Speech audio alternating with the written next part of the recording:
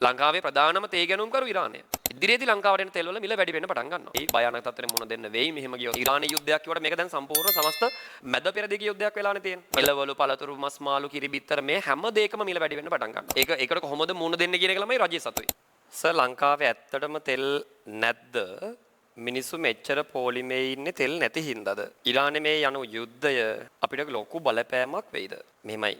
ඇත්තටම දැන් අපි ඉගෙන ගන්නවානේ දැන් මේකේ තියෙන ලංකාවේ මේ වෙද්දි තෙල් පොලින් තියෙන්නේ තෙල් නැති හින්දා නෙවෙයි. හරිද?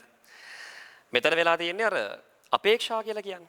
අපි හිතනවා මේ යුද්ධෙ හින්දා අනාගතේ ලංකාවට ඉස්සරහදී ලංකාවට එන තෙල් ටික අඩු වෙයි. එහෙම තෙල් අඩු වුණොත් එහෙම මිල වැඩි වෙයි. මේ මිනිසුන්ගේ උපකල්පනයක් මෙතන තියෙන්නේ. මේ වෙලාවේ මිනිස්සු කටයුතු කරන්නේ මෙහෙම වෙයි කියලා හිතාගෙන. හැබැයි ඇත්තටම මේ වෙලාවේ ලංකාවේ තෙල් වල හිඟයක් නැහැ. ඒක දැන් රජයේ මුත් දාලා තියෙනවා. ඒක අදාළ නැහැ. දැන් රජයෙන් දාපු එක අයින් කරගන්නකො. ප්‍රායෝගිකව අපිට ඕනේ තෙල් ටික මේ වෙලෙ ගේන්නේ නැහැ. සාමාන්‍යයෙන් ළමයි රටක් වුණාම තෙල් අරගෙන අවිලි ස්ටොක් එකක් තියා ගන්නවා. සාමාන්‍යයෙන් මාසික අඩුම ගානේ මාසයකටවත් අවශ්‍ය ප්‍රමාණය තෙල් ස්ටොක් එකක් තියා ගන්නවා.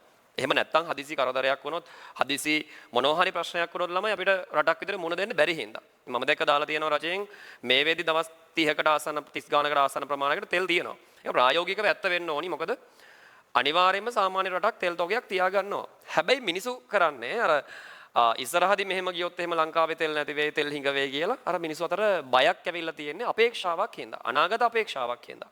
ඒ නිසා මිනිස්සු ගොඩාක් මේ වෙලාවේ ගිහිල්ලා තෙල් හොයනවා. ඒක තෙල් පොලින් නිර්මාණය වෙලා තියෙනවා. අනිත් කාර්යය තමයි ළමයි. දැන් මෙහෙමයි.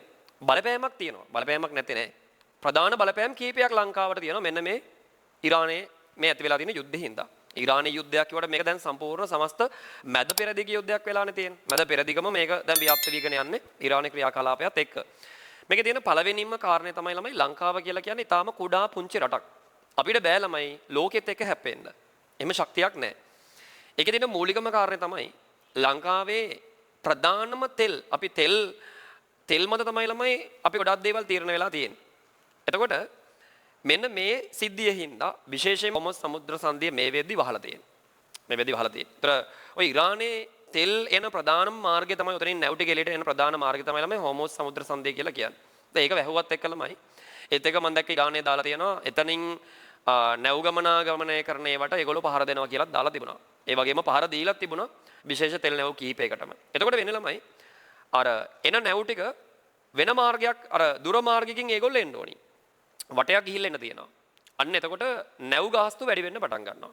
අනිත් එක ළමයි මම දැක්ක නැව් සමාගම් ගොඩක් මේ වෙද්දි රක්ෂණ ගාස්තුව මේ නැව් සමාගම් වලට කියලා තියෙනවා රක්ෂණ ගාස්තුව වැඩි කරන්න වෙනවා කියලා.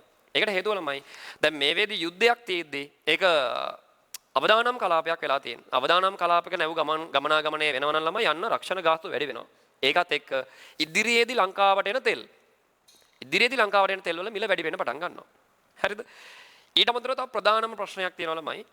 ඔය තෙල් මිල වැඩි වුණොත් එහෙම මුළු සමස්ත නිෂ්පාදනයේම රඳා පැවතිලා තියෙන්නේ තෙලුත් එක්කනේ. මොකද ප්‍රවාහණය කරන්න එපයි. අපි හදන දේ එක තැන තියාගෙන ඉඳලා හරියන්නේ නැහැනේ. කුරුණෑගල දෙයක් හැදුවා නම් ඒක ප්‍රවාහණය කරලා තැන් තැන් වලට බෙදා හරින්න ඕනි.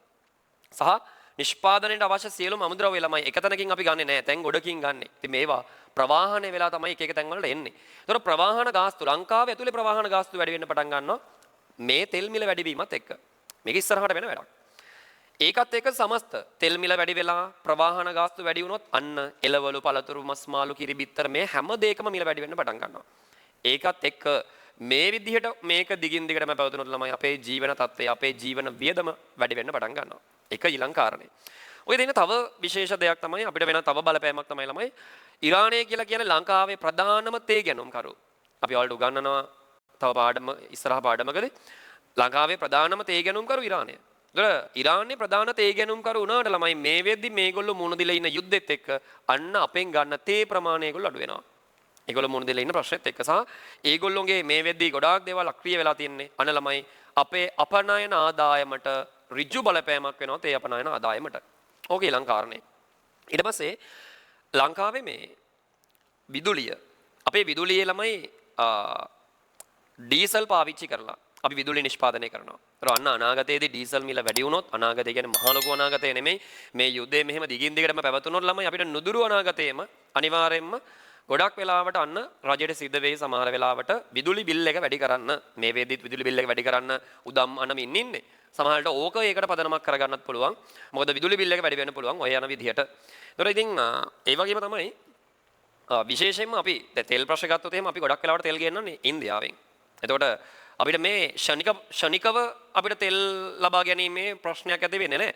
හැබැයි මේක දිගින් දිගටම පැවතුනොත් ළමයි අනාගතේ ඔය ප්‍රශ්න නිර්මාණය වෙන්න පුළුවන්. ඒක ලංකාවට දැඩි බලපෑමක් වෙනවා. ඕකේ තව බලපෑමකුත් තියෙනවා. අපේ වැඩිම මිනිස්සු ප්‍රමාණයක් පිටරට ජොබ් වලට ගිහිල්ලා ඉන්නේ මැද පෙරදිග. ඔයාලා දන්නවා අපේ අම්මලා තාත්තලා වැඩිපුරම ඉන්නේ අපේ කොල්ලෝ කෙල්ලෝ වැඩිපුරම ඉන්නේ මැද පෙරදිග. ඒතර මැද පෙරදිග සේවය කරන මිනිස්සුන්ට ළමයි අන්න දෙගිඩියාවක් ඇති වෙනවා ඒ රටේ ඉන්න. ඇයි යුද්ධයක් තියෙන වෙලාවක ඉන්න ප්‍රශ්නයක් තියෙනවා. සහ ජොබ් වලට යන්න ප්‍රශ්න තියෙනවා. සහ ඒගොල්ලෝ ඒ රටේ හොයන සල්ලි මෙහෙට එවන්න හරි අමාරුයි. මොකද බැංකු පද්ධති අක්‍රිය වෙනවා සමහර තැන්වල. අන්න ඒකත් එක්ක ළමයි ලංකාවට ලැබෙන විදේශ ප්‍රේෂණ, විදේශ මුදල් අපිට ලැබීමේ අඩුවක් වෙන්න පුළුවන්. විශේෂයෙන්ම මේ මැද පෙරදිග කලාපයේ ජොබ් කරන මිනිසුන්ගේ මෙන්න මේ ඇති වෙලා තියෙන අවදානමත් එක්ක. ඊට අමතරව ඔය විදේශ ප්‍රේෂණ අඩු වෙනවා. අනිත් පැත්තට අපිට අපනයන ආදායම අඩු වෙන්න පුළුවන්. අනිත් පැත්තට ළමයි අපි තෙල් මිල වැඩි වුණොත් එහෙම අපිට ලංකාවේ ප්‍රධානම ආනයන වියදමක් තමයි ළමයි තෙල් කියලා කියන්නේ. ප්‍රධානම ආනයන වියදමක් තමයි තෙල් කියලා කියන්නේ. ලංකාවේ තෙල් ආනයන වියදම වැඩි වුණොත් එහෙම අන්න ළමයි අපිට අනිත් පැත්තට අපේ විනිමය අනුපාතය ෂේ වෙලා යන්න පුළුවන්. එහෙනම් අපේ රුපියල බාල්දු වෙලා යන්න පුළුවන්. ඒකත් එක්ක නිර්මාණය වෙන අති ගැටලු රාශියක් නිර්මාණය වෙනවා. එහෙමනොත් එහෙම. හැබැයි මෙහෙමයි දැන් මේ ටික නිර්මාණය වෙනවද නැද්ද?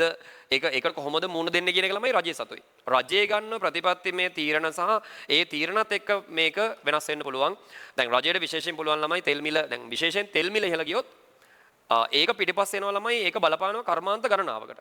හැබැයි රජයට පුළුවන් ළමයි මේ වෙද්දී ඒගොල්ලෝ ලබන මේ ගහලා තියෙන බදු අඩු කරලා හරි එහෙම නැත්නම් බදු සහනයක් බදු විරාමයක් දීලා හරි මොනවා හරි ක්‍රමයකින් බදු අඩු කරලා තෙල් මිල මේ තියෙන තත්ත්වෙම තියාගෙන අඩු කරන්නෙත් නැතුව වැඩි කරන්නෙත් නැතුව මේ තියෙන තත්ත්වෙම තියාගෙන යන්න පුළුවන් රජයට. ඉතින් ඒවා රජයේ ගන්න ක්‍රියාමාර්ග ඒවා අපිට කියන්න බෑ.